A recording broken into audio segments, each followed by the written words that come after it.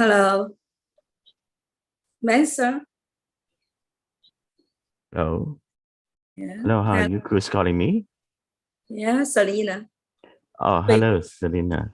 hi, Helen. Helen also. Nice to see you all here and Yeah. welcome to the webinar here. Yes. Is it all that we are here? Somebody's coming. Yes, we're here. I think so, but we are still waiting for some enrolled participants. Some more entry, yes. I think some more will come. Hello, Dr. Sarah Hui. I saw you waiting for long. Sorry for waiting. You joined us very, very early. Hello, good morning and good afternoon.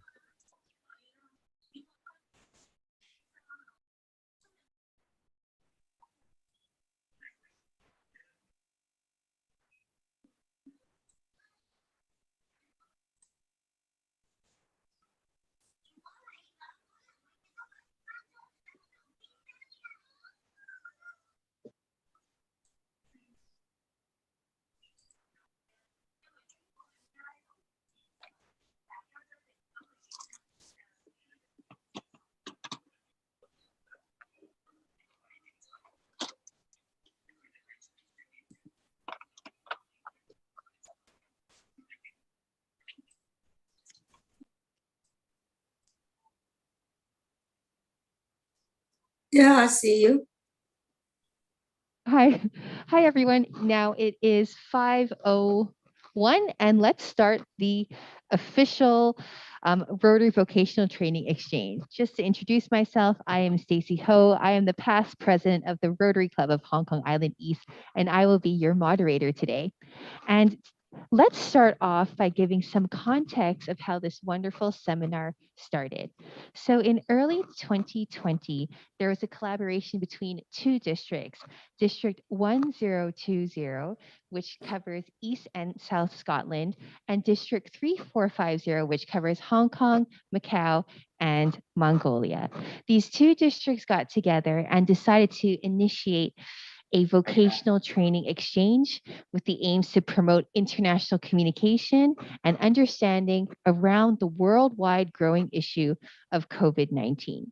The aim of this was to create an in-person exchange between medical students so that they could talk, and it would just enable them to gain a deeper understanding of how their vocational fields are practiced in their respective areas. However, due to the pandemic situation, they were not able to meet in person. Since June 2021, this Rotary Vocational Training Exchange collaboration has organized 3 seminars online, and they were, the first one was COVID testing, the second one was called Chasing the Strains, and the third seminar was called COVID vaccination. Today, we're exploring the issues of mental health during the COVID pandemic. Welcome all of you, and good morning, good afternoon, and good evening to you. Pat yourself on the shoulder for being here, and we have an exciting video to roll right now for your entertainment. Roll video, please.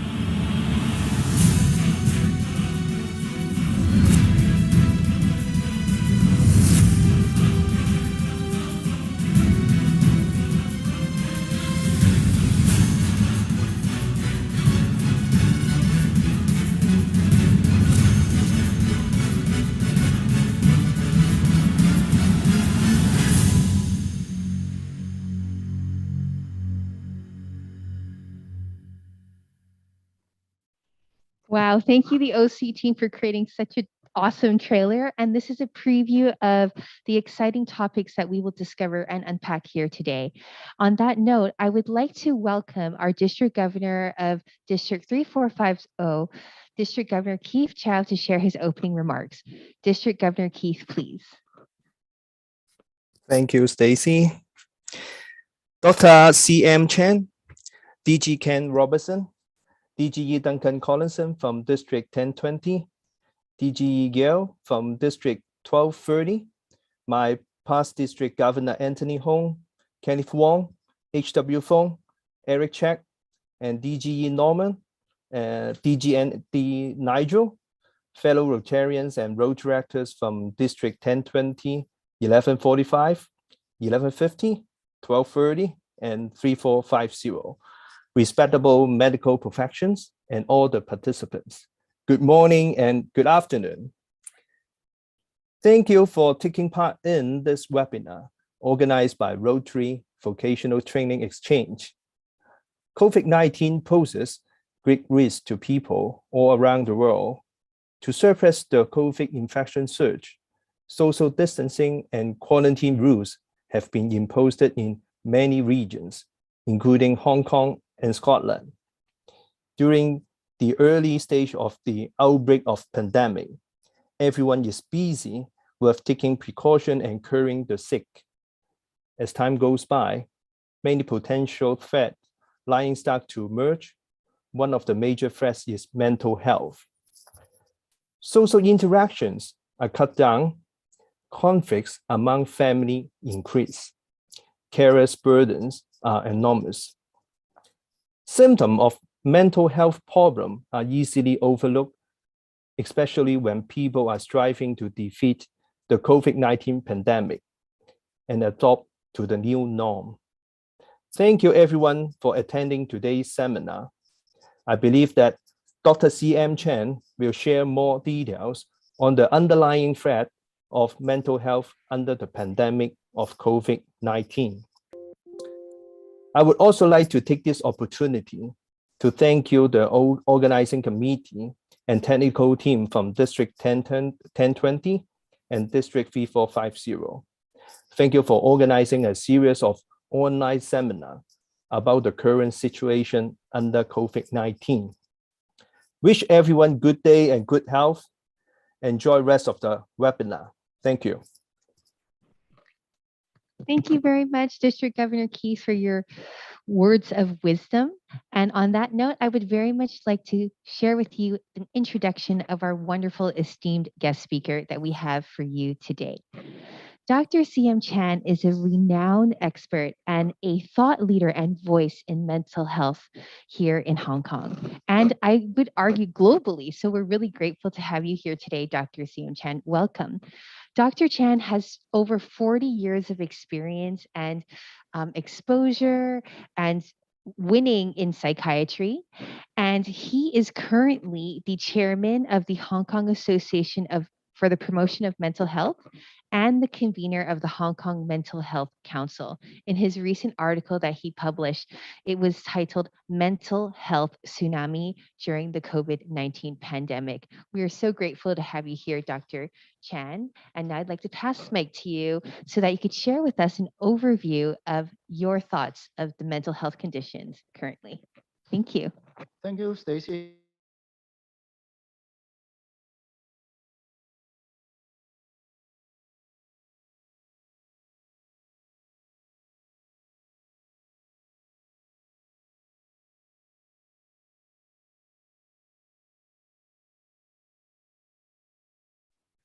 Okay, one moment, please.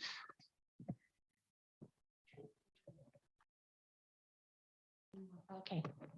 Good. Thank you, Stacy, for your kind introduction.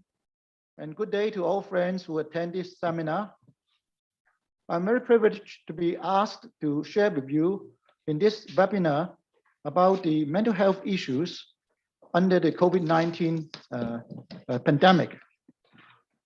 Today, we have some slides to show to you. The first slide, please. Now, this is a horrible, in fact, slide.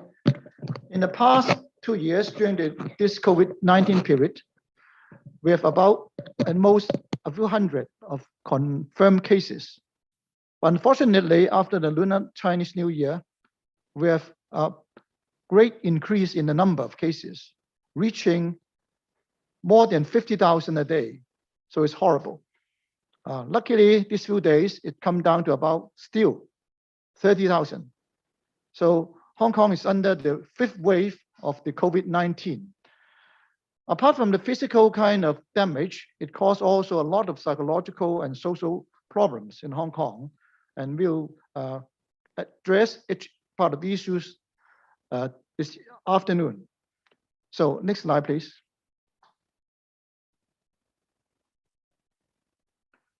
Now, in fact, I just collect a few studies from Hong Kong according to chronological order. In May 2020, about half a year after the starting of the COVID-19, we have about 25% people saying that their mental health have deteriorated since the pandemic, in which there are 90% of depression and 14% of anxiety. 4 months later, in September 2020, there's a study comparing the mental health of the present moment at that moment with that in 2016 and 2017. The stress level was increased by 28.3%, and the prevalence of anxiety increased by 42.3%. Depression symptoms and unhappiness increased by more, 50%. So next slide, please.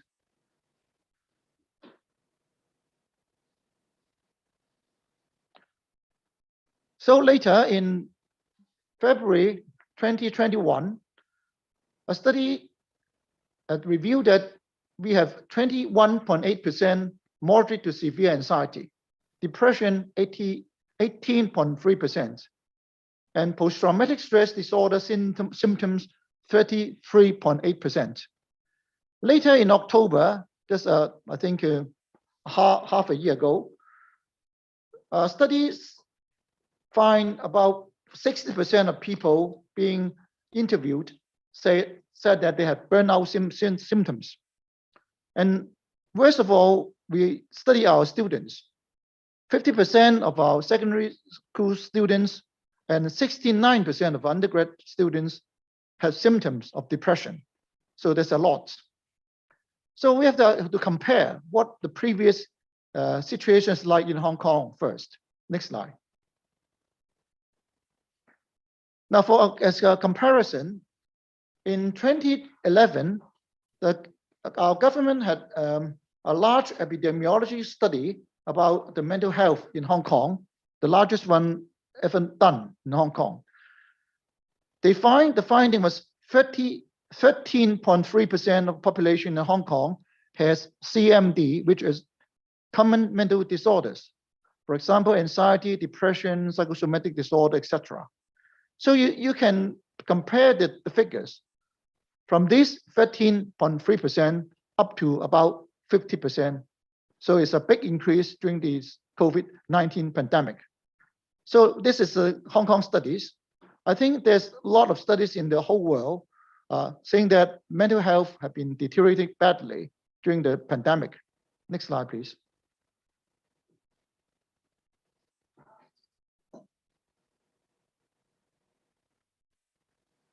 Now, in fact, about half a year after the outbreak of pandemic, in May 2020, Professor Wendy Byrne, president of the Royal College of Psychiatrists UK, had mentioned the term mental health tsunami. And in fact, Ms. Danielle Ham, the associate director of the mental health charity Rethink Mental Illness in UK, had mentioned about mental health must be a clear priority, with investment to ensure services can cope with the anticipated surge in demand. And 1 month later, Dr. Margaret Chan, the chief executive of the World Health Organization, addressed the serious concern about mental health problems during the COVID-19 pandemic. So it is, I think, a common consensus in the whole world that the mental health problems will be a big thing after or during this pandemic. Next slide. Now, in fact, this is a Chinese newspaper. I'm the one who, a bit earlier than the two eminent persons in the world. In January 21st, I wrote in my specialist column in a quite popular Chinese newspaper in Hong Kong, mentioned about 精神海嘯. Now, this is the first time ever this term was mentioned. It is the same as what Professor Wendy Byrne or Dr. Margaret Chan had said, mental health tsunami.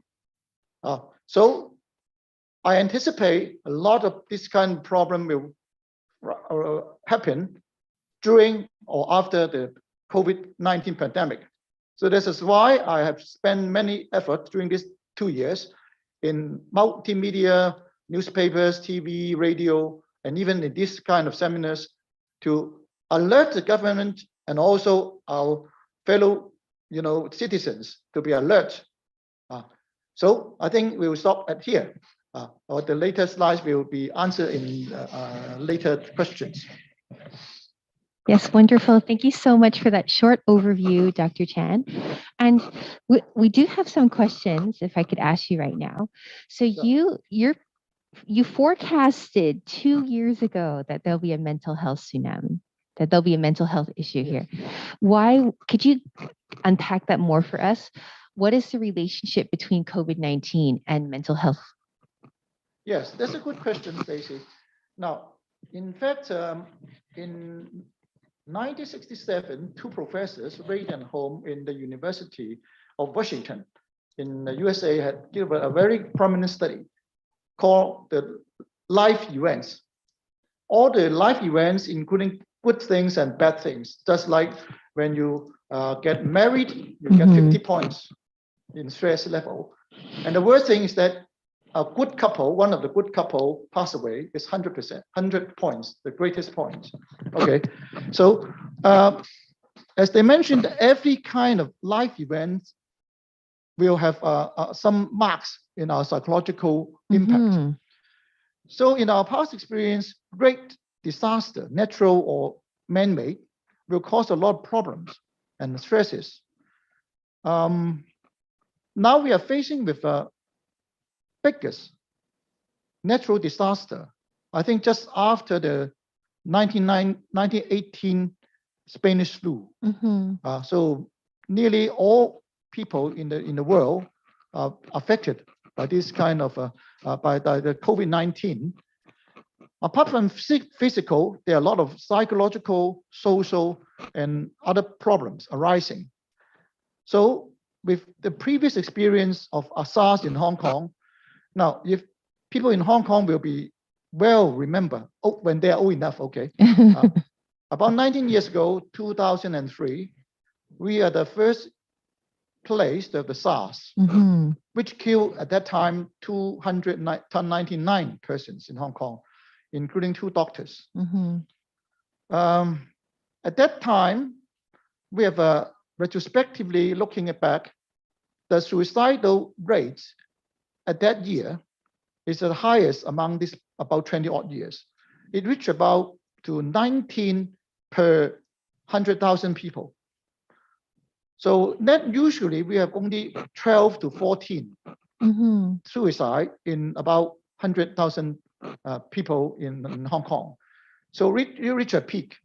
So we know that a natural disaster lasting for only, say, 6 months can cause so bad. Did you remember our famous singer Leslie Cheung was committed suicide that year? Mensa is his fans.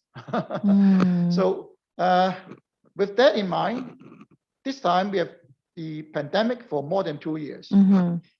And now we have more than 3,000 deaths already, 10 times. From the just the recent kind of the 5th wave, we have already 3,000 deaths, about 10 times that of the SARS. So At the very beginning, before this fifth wave, I just have a kind of feeling that this will not be a simple thing.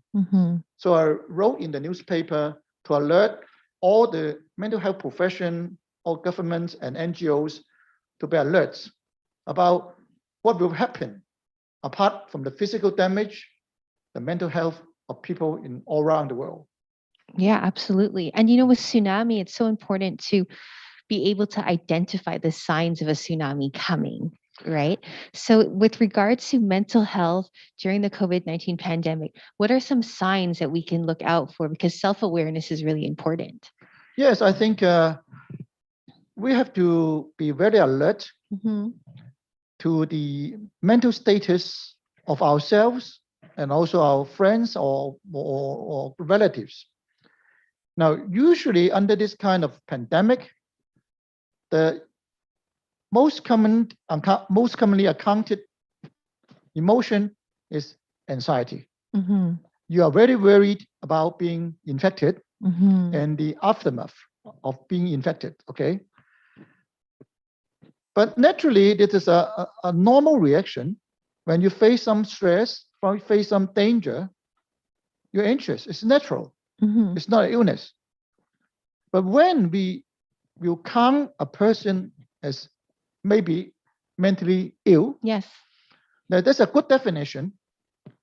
Your anxiety or your depression or depressive mood will affect your functional capacity.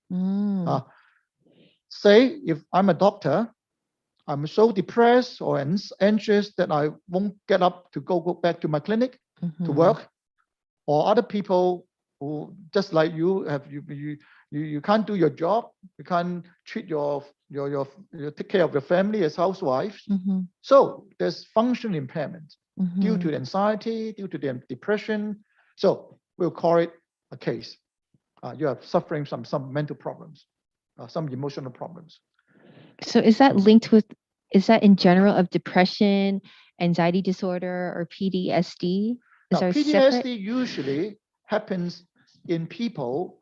It's coming out because a lot of people are infected already. They have been quarantined. They have received a kind of a very different kind mode of life, maybe life-threatening. So they developed the PTSD symptoms. Now, PTSD, in fact, is more or less like anxiety or depression. There's only two different, very distinct kind of symptoms. One is so-called a flashback.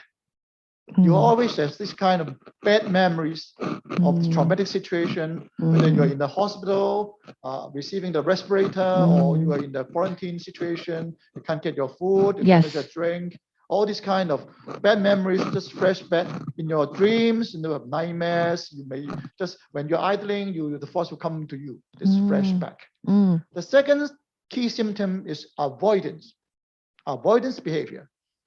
These people will just be very afraid of looking at the news about this kind of pandemic, infection, quarantine, etc., hospitalization. They just anxiety, they're anxious. They refuse to look at this kind of information. This is called avoidance behavior. So, in fact, more or less, this kind of anxiety, depression, PTSD belong to the same group, CMD, common mental disorders. They are not severe ones, but they will cause a lot of impairments. So my question to you is like, let's say I identify that I have anxiety, and then what can I do? Now, as mentioned earlier, anxiety is a normal reaction to threatening kind of events. But if you realize that the anxiety has caused functional impairment, you should find somebody to talk about it. Or if the friend or your relatives can't help you to ease your emotion, then you have to find a specialist in this field, say a clinical psychologist, psychologist, or even a psychiatrist like myself to deal with the problem. Yeah, because also, and what do you do when you feel you see a family member or a friend who possibly might have anxiety? I have, for example, sometimes I feel that, you know, like you said, is it anxiety anxiety is normal, and then there's dysfunctional anxiety, is it? Yes. So sometimes for me, I always wonder, like, how do I encourage my friend? Is there words that we can say to people who are going through Now, this? first of all, I think people are rather reluctant Mm, to see psychologists or psychiatrists in the Mm. first hand. And as friends or relatives, I advise them to listen to the complaints, mm, listen to the anxiety with, empathetic in an empathetic way. If listening can help her or help him to lessen his anxiety or her anxiety, that's good. But since I mentioned when they reach a functional impairment level, probably laymen cannot deal with it. mm, But they will gain confidence in you because you listen to them. mhm. And then later you can talk to them. Well, I know you are in a very difficult situation. You are in a very uncomfortable kind of mood, but I can't help you much. Maybe it's a good way to see a psychologist or a social worker or even psychiatrist Mhm, to seek some solution. mhm. Then the friend or relatives, you usually follow your advice. But don't at the very beginning, just go to psychiatrist. Okay, listen to them, let them ventilate, and then gradually they will get a trust in you, and then you can give your expert opinion to him. Okay, like be a space for them. Yeah. We have DGE Gail from District 1230. She has a question for you, Dr. Chan. Her question is there a significant increase of mental health issues affecting healthcare workers throughout this pandemic? Well, I think I'm a psychiatrist in the private practice. I do see quite a few of health professionals, including doctors, nurses, with anxiety and even depression in this, hard time. But I have no big survey for that. But naturally, if you ask me to predict, Mm-hmm. I would say the health problems will be even greater than lay people because they are dealing with this kind of problems day and night. In fact, one of the basic problems is that we do not have enough medical health professionals in Hong Kong. Okay. In the normal times. Mm-hmm. In these difficult times, the shortage will be even exaggerated. Mm-hmm. So people working in the health team will be in a great stress. They worry about being infected. Yes. They worry about infecting their families, and they worry about they can't go on with the job to help the others. Now, if you have, I've sent you, in fact, early, I don't know, Mensa have sent you my previous, I get it in a very old file. There's a newspaper interview on health professionals in 2003 I after the read SARS. You remember that? I already said there's 4 categories of people. Mm-hmm. One of the most dangerous kind of people under mental health stress is the health professionals. Mm. So we have to look after our health helpers, protect them. Otherwise, they can't protect us. Correct. The second one? Sorry, the second one. What was the second one? You have 4. Yeah, 4 categories. One is the ordinary lay Okay. people. Okay. Lay people. The second one is those are infected. Mm. So the lay people as a whole will be anxious in a normal way. Just like I mentioned, they will be anxious about something bad will happen to them, Mm-hmm. but they are not usually, they will not go into the illness level. Yes. But the second one is those are infected. Mm-hmm. Those are infected. Okay, when they're infected, somebody are okay. They're open-minded, that they're okay. But most of them will be unhappy for that. The third category, as mentioned, is the health professionals. Mm-hmm. The last category is our policymakers. It's a Policymakers. great headache, especially in this chaotic time. Yes. They will be in a great stress. Yes. So true. There's the 4 categories. So when someone comes to you expressing that they have anxiety during this pandemic, what are the words of wisdom that you share with them? How do you coach them through that? Well, if the patient really comes to see me, they are already in bad shape. Mm. Usually, I don't know whether friends from other places are the same.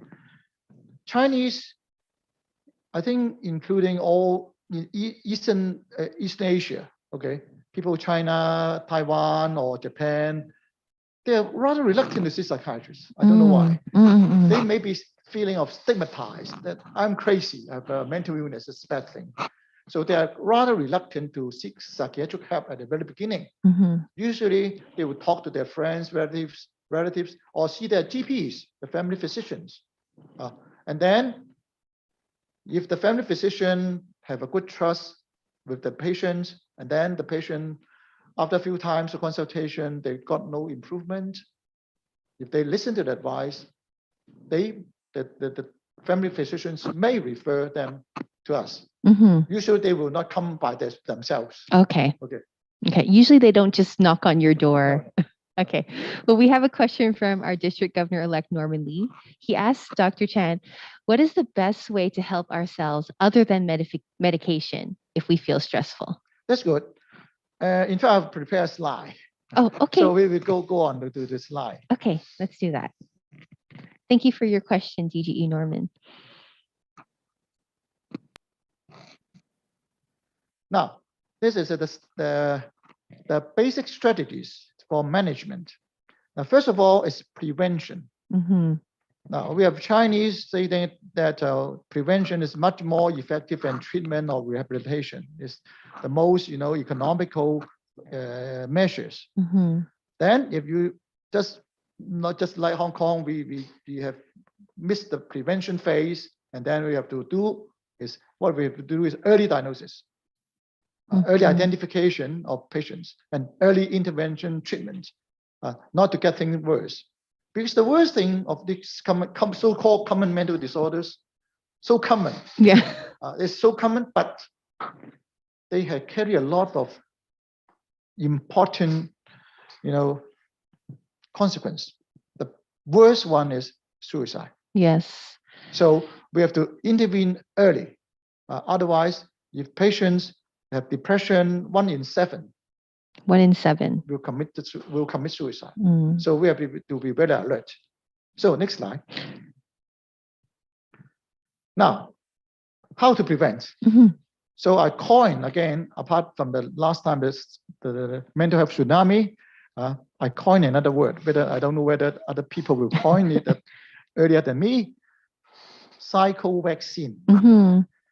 In fact, we are stressing to have vaccination against the COVID-19 now, but nobody had ever tell us people to have psycho-vaccine. Now, in fact, there's no vaccine in the depression, but a lot of studies had found many behavior.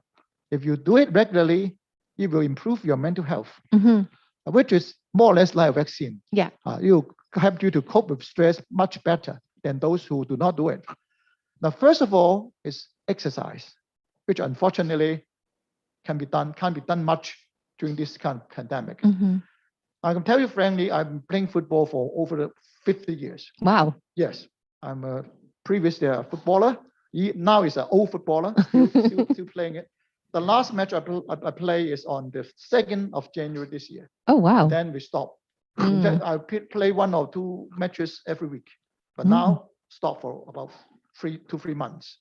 Now, exercise, not just stretching your hands or arms, it is cardio exercise. Cardio. Okay. According to the World Health Organization, you have to do it about 30 minutes at least.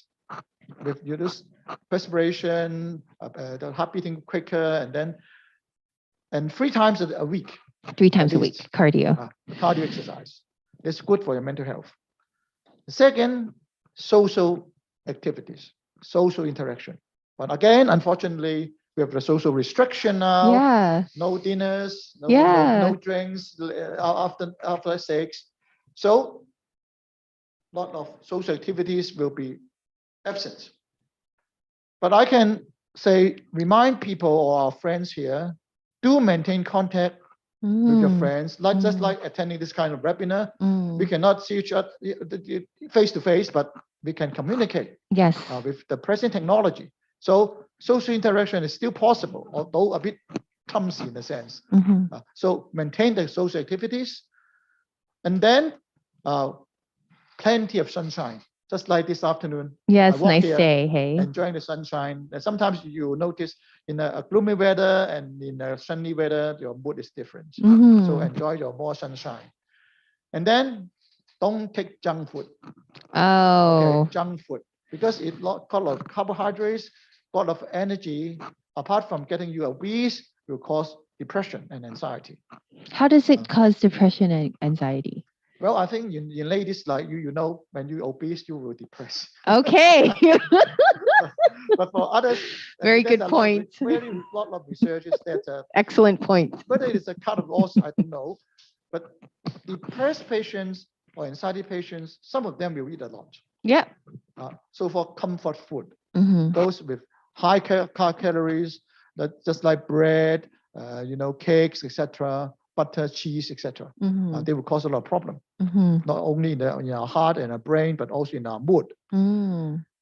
The final one is, in this hard time, many people will resort to what we call unhealthy coping mechanisms, Okay. like abusing alcohol, Mm-hmm. abusing drugs, Mm-hmm. or smoking. Okay, Mhm. increase smoking. So we have done studies. If you do not have these bad habits, in a sense, your risk of developing depression and anxiety is less. So this so-called psycho-vaccine, if you do all, the risk of you getting into a depression, even in a pandemic, it will be less. So I call it psycho-vaccine. I love it. Now, so it's applied to all times, Mhm. not just Not in this just- hard time. Not just during COVID. Yes, but during this kind of bad time, I also coined two strategies to cope with our depression or anxiety or maintain our good health. So Mhm. next slide, please.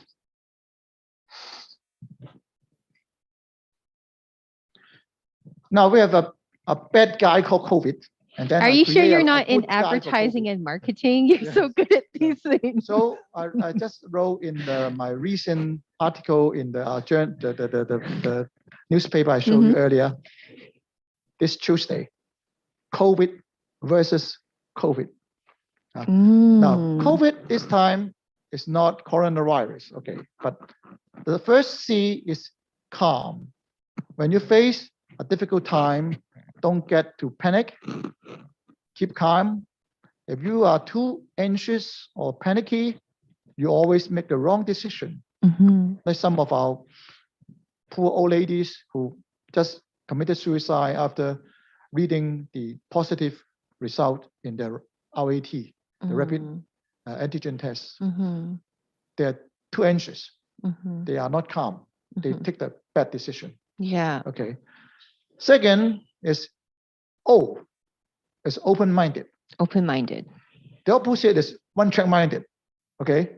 Some people are always one-track-minded. They think that COVID is a very grave disease. We cannot escape it. The world will be ended. And especially with the war in Russia and Ukraine, they will think that the third world war will come. The whole world will be destroyed. But we have to be optimistic at times. So we think things in many angles, not just one-track-minded. That's very important. The third is V. V is ventilate. Now, Ventilate. everybody in difficult times or even in normal times have emotions. They may be depressed, they may be anxious, they may be angry, frustrated. They have to ventilate their emotions.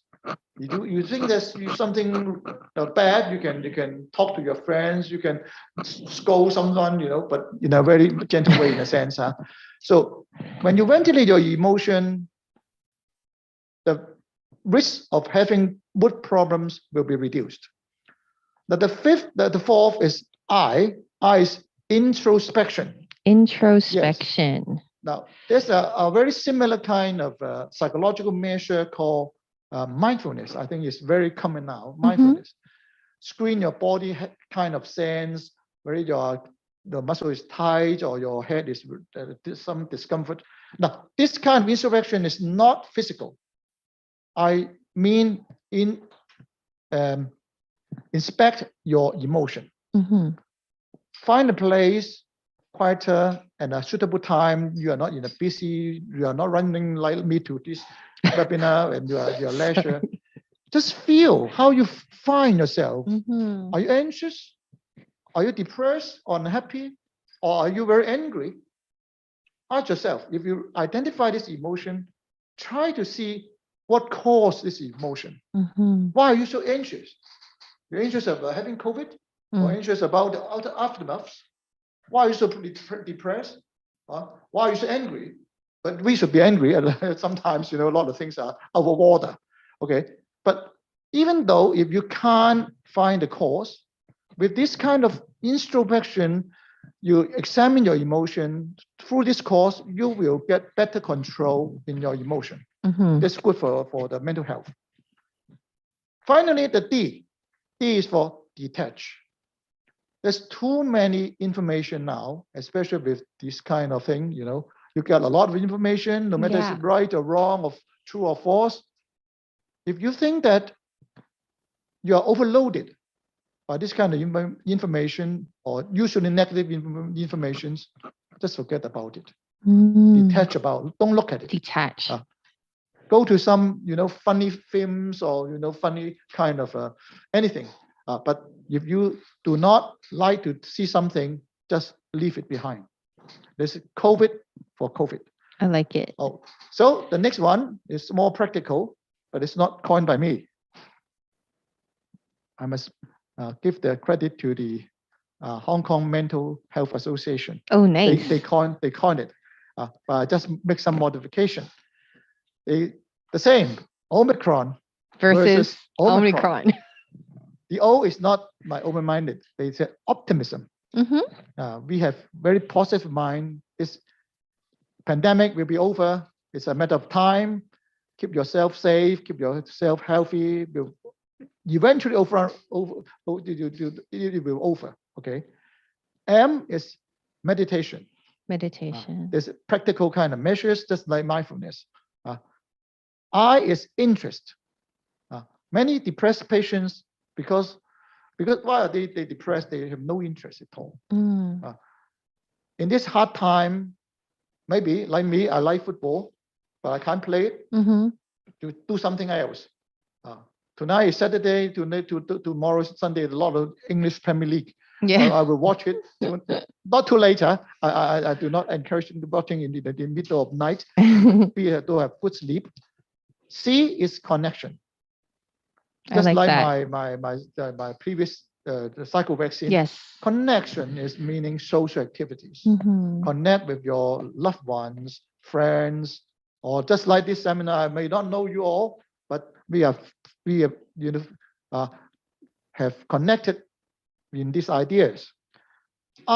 In fact, according to the association, they said is record your daily kind of emotion, just like my introspection, more or less like that. But I Mm. modify it, recess. Recess. Now we have the social kind of restriction. It's not good in a sense, but it's helpful for controlling the infection.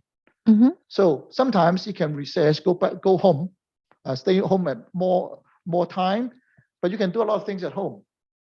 Just you can attend a webinar, just like Mensa now, he's at home. Recess, okay? Yeah. Don't go around too much, okay? O is order. Mm. We must keep our normal order or normal rhythm of life. The most important thing is sleep. Because you are working from home or studying from home, sometimes your time schedule will be all confused. So your sleep will be also confused. A lot of patients who do not sleep at night time and just work or watch the TV or watch the internet. So it will cause bad mental health. Mhm. Good sleep, good order of life, keep contact with your friends or your relatives is important. So the last one is now. What's mean now? There's a old book. I don't know whether people have read it. I like it very much. So-called Celebrate the Temporary. Celebrate the temporary. Yes. Like Enjoy now because we are still living. we are still not infected in a sense. We can talk to our friends. So feel how fortunate we are at this present moment. Mhm. And when you feel it, you feel you are blessed. Yes, And amen. your mood will be better. Mhm. This is Omicron versus Omicron. This is a tips for practical and also more philosophical kind of intervention in Yes. this hard time. Yes. I hope this will help people who attend this seminar and disseminate it to other friends or relatives. Yes, who attend this absolutely. seminar. Thank you so much for sharing that. So just to recap, we have your psycho vaccine, Yes. right? And we have COVID versus COVID, Yes. and we have Omicron versus Omicron. Okay, so we'll send those out after. So thank you so much for sharing that. We actually have several questions, Dr. Chan, for you in the chat. So Okay. I'm going to start sharing them with you. Okay, let me just catch up here. Someone was asking, I'm muted. Could you close the window a bit? TAC, I'm trying to find it. Okay. The question from TAC, right? Yes. Stacey, Yes. can you find it? I find it. Okay. Here's the Okay. question. Are frequent social media users more immune from more susceptible to this mental health tsunami? If so, does social media help with mental illness or it causes mental health tsunami? How does social media play a role? Now, I think it's a two faces of the coin. Mm, If we use it properly, it will help. yes. But if you overuse it or misuse it, it will cause damage. Mhm. Now, so social media, they usually have a lot of information, early or first-hand information. Mhm. But look, they may be wrong, they may be false. So the pressure or stress is to fact check, to Yeah, see. how to do that? How to It's difficult. In Yes. fact, this is a dilemma of a lot of people running the social media because they sometimes report very early news, but it's false. It will cause a lot of problems. And this is why in the COVID versus COVID, the last one is detach. Detach. If you think that too many informations which you cannot interpret whether it is right or wrong, just forget about it. Okay, that's detach. And Dr. Chan, here like in Rotary, we're so passionate about serving our community, helping others. So PP Menza was asking, how do we help the people around us who may have health problems or even suicidal thoughts? I think it's a very good question, but Mensa, I think as a single private psychiatrist, I can't do much thing in that. But as a human being, which I think is just humanity, to care for our others. Now, some people, I don't know whether you have seen some videotapes of strange queer behavior in the internet, in the NPR. Yes. I wanted to ask you about that. Many people say they're crazy, it is abnormal, Yes. just like creatures, But I, in the radio broadcast 2 days ago, I said, now, don't look down upon this kind of people. They are really suffering from some mood or behavioral kind of, even psychiatric problems.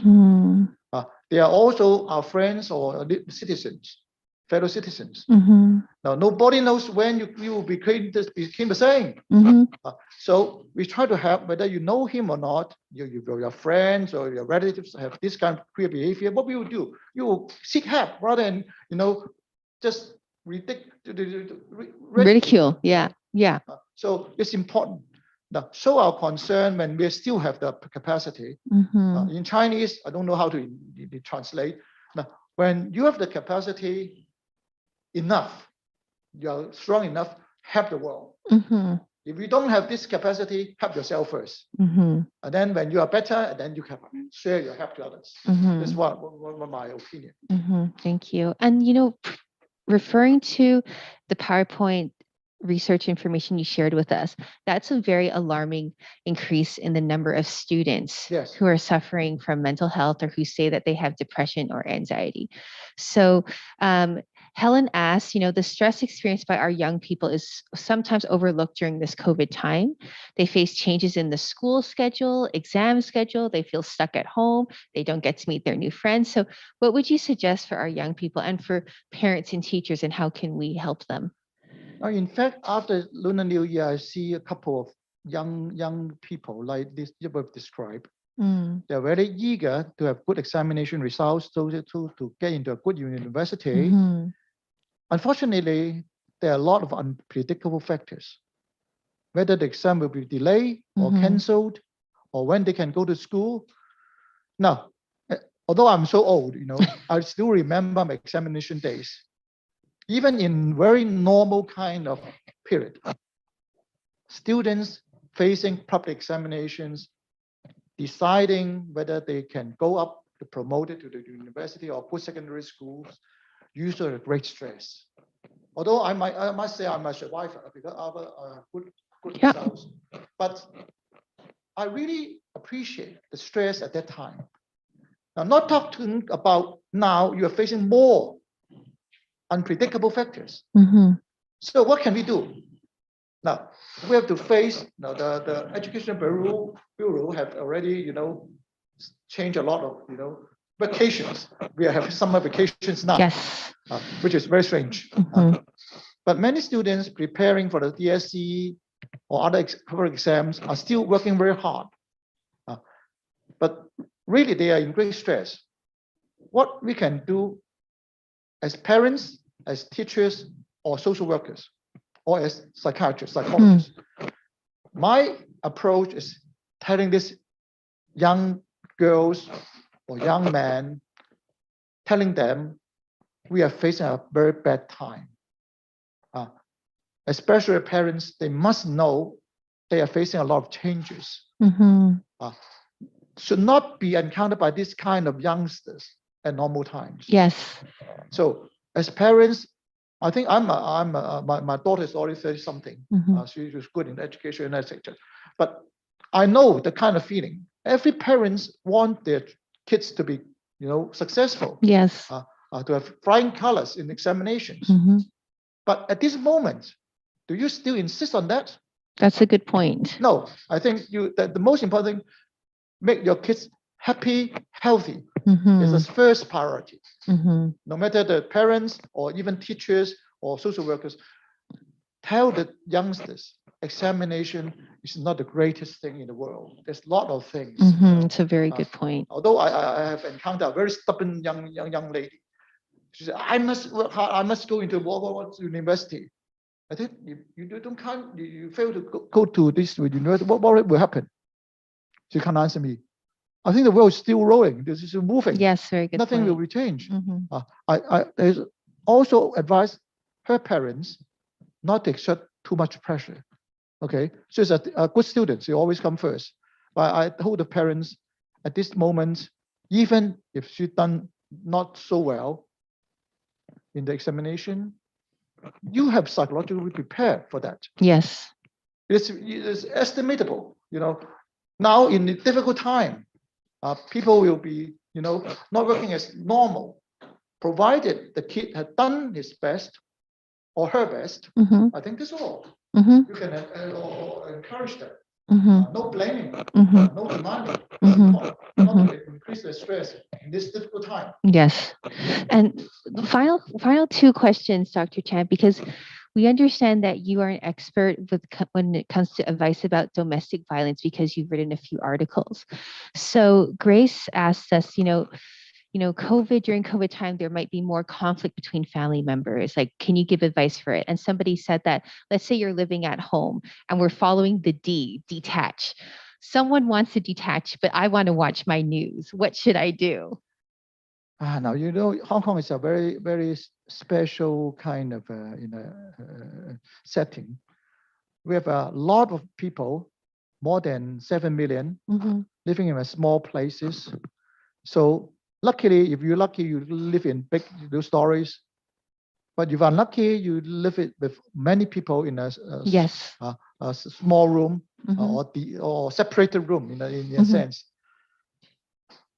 In this difficult time, study from home, work from home, get all people into the same small area.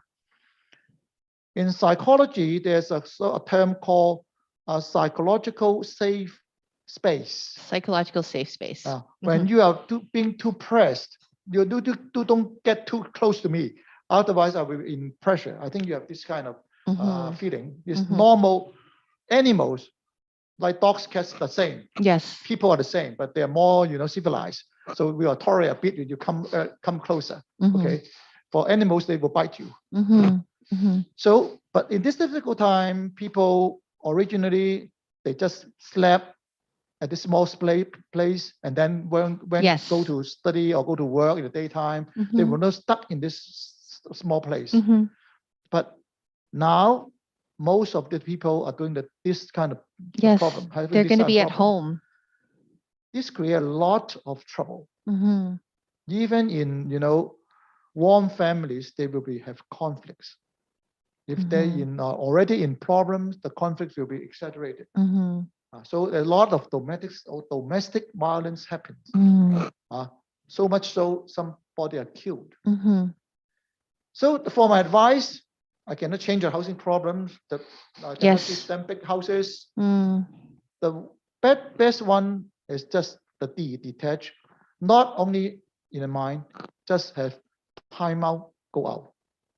If you have a fierce quarrel with some family members, stop and go out. Stop and go out. Detach. Detach. And when you are calmer, you come back, and then maybe reconciliation, etc., etc. Don't drag on. Don't drag on. You will just cause bad results. It's excellent advice. Thank you, Dr. Chan. Dr. Chan, it's already 5:56 or 9:56. Time flies so fast. So thank you so much for your time. Thank you all for attending. And I'm sure we have so much more questions, but we're just going to wrap up the hour now. And on that note, I would very much like to invite District Governor Kent Robertson from the District 1020 to express his vote of thanks and closing remarks. District Governor Ken, please. Thank you, Stacey. Thank you. It is my honor and pleasure to give thanks to a number of people today. Firstly, to Dr. C.M. Chan for his excellent and informative presentation on this very complex subject.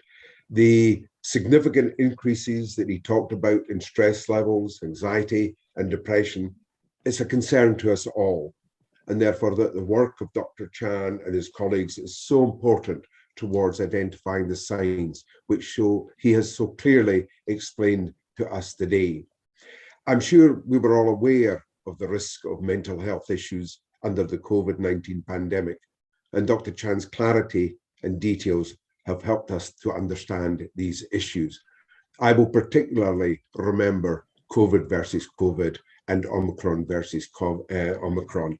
But I really do like, and will certainly try to follow as much as possible, psycho-vaccine, the exercise plus social activities plus sunshine, less of the junk food and no smoking, drinking and drug abuse. That equals mental health. Such a warm and informative message. So thank you so much, Dr. Chan, for your excellent presentation. I think it's certainly one that I will watch again. So thank you very much, Dr. Chan. Really appreciate your time, and it was so interesting.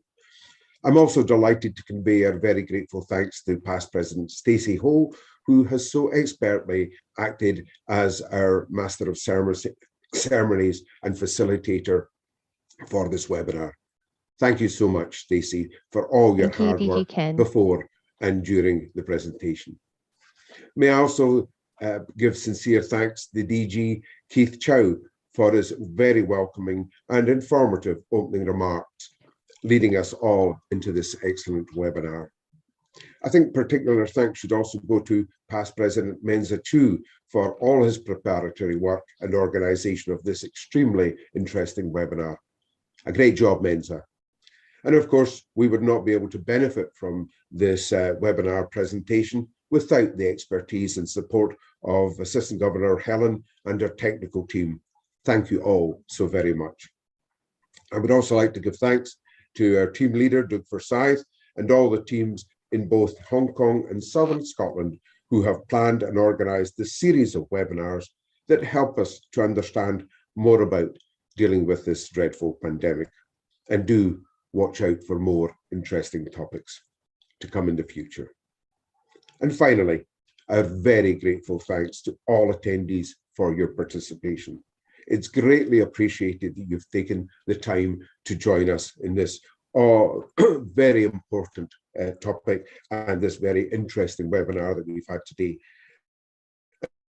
And we do hope that you're more informed from your attendance at this presentation. Please stay safe and well.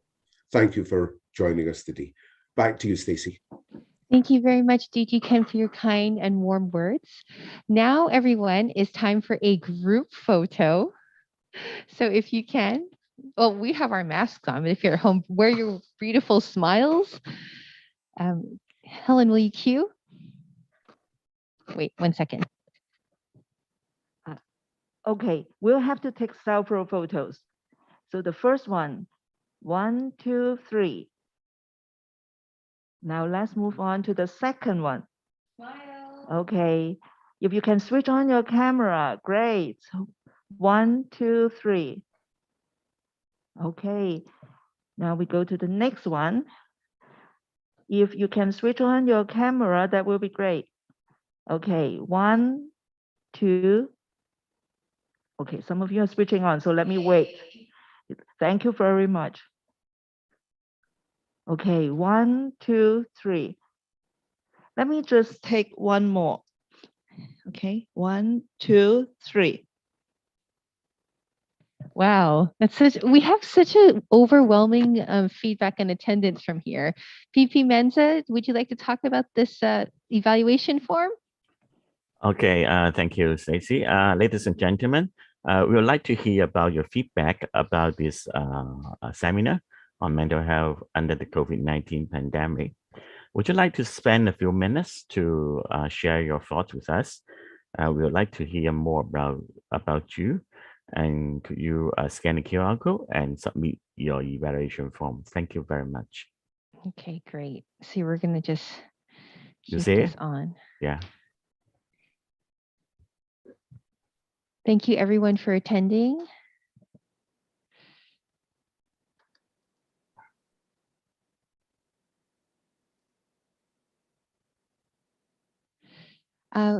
So while you are doing this evaluation, let me share my closing remark. Not my closing remarks, just summing up this seminar. Thank you so much, Dr. Chan, for being welcome. here and sharing your wisdom and sharing your experience. I think all of us have really have lots of different nuggets to take back for us. And I think the lesson for me that I've learned mostly is to have more empathy for people. Especially what you said, when we're so quick to judge when we hear news about someone on the MTR or someone, having some nervous breakdown, right? And how we could be the next person, you never know. So having that empathy is really important. And we just hope that everyone here stays safe. Psycho vaccine, COVID versus COVID, Omicron versus Omicron. And I hope you've all enjoyed this wonderful seminar. Next seminar, which is going to be our 5th seminar, is going to be about survivors' experience. So we will keep you guys informed with that, and we look forward to talking to you soon. We wish you all a wonderful day, a very good morning, good afternoon, and good evening to you. And thank you. God bless you. Thank you. Bye. Bye-bye. Bye-bye. Thank you, Dr. Chen, and thank you, PP very Stacey. much. Thanks for all. Thank you. Thank Bye you. bye. Thank for you. your Bye-bye. Thanks so much for Bye-bye. joining us. Thank you, IPP Helen. You could unmute yourself to say Thank bye. you. Thank you you. for the Bye-bye. meeting. Bye, everyone. Good to see you. Bye-bye. Thank you, Stacey. Thank you, Ken. Helen. Stay Thank you. safe and Thank you. Thank you, healthy. DG Stay Keith. safe. Bye-bye. Thank you, Amy. Thank you, Have a PP nice Benza. weekend. Thank Take you, care, Dr. PP Chen. Stacey. Bye. Thank you. Thank you, Thank you, everybody. Doug. Thank Bye. you, Okay, DS everyone. Elizabeth. Thank you, Lewis. Ken. Thank you to my mom. My mom joined. Yeah, thank you for spreading, the promotion. Thank you, Sorry? Auntie. Thank you for spending some time to spread the promotion Oh, yeah, by your mom. absolutely. Yeah, Very she's so welcome. nice. Yes. Very well. Thanks, Mom. All right. Great job. Thank Good you, job. people. Thank you. I know I'm going to Those hear from her. Oh, those you should friends from sleep better Macau. because Dr. Chan says that you need order. friends That was with so Fatima. interesting, Dr. Chan. It really was Oh, now we can maybe inspiring unmute to so look Dr. at Chan can hear. and listen. Excellent. Okay. Everyone is praising you, Dr. Chan. Saying thank you so much. Perhaps the OC team, both the District 1020 and District 305. Hi, everybody. Can you hear us? We have a evaluation meeting later. Maybe we can, arrange an evaluation meeting later Hello, today. everybody. Is it a good idea, Doc? We can have the meeting later. Oh, here. Is it possible just to stay for 5 minutes? Oh, Minza, or do you sure, think Doug we is should saying go? something, I but we can't can. hear him. Of course, I can. Just a quick review. Yeah, 5-10 minutes. Yeah, okay. You would like a quick review now, is that right? So we need to get off Yeah. YouTube. Hello, everybody on YouTube. Okay, let me first get off the recording and the YouTube.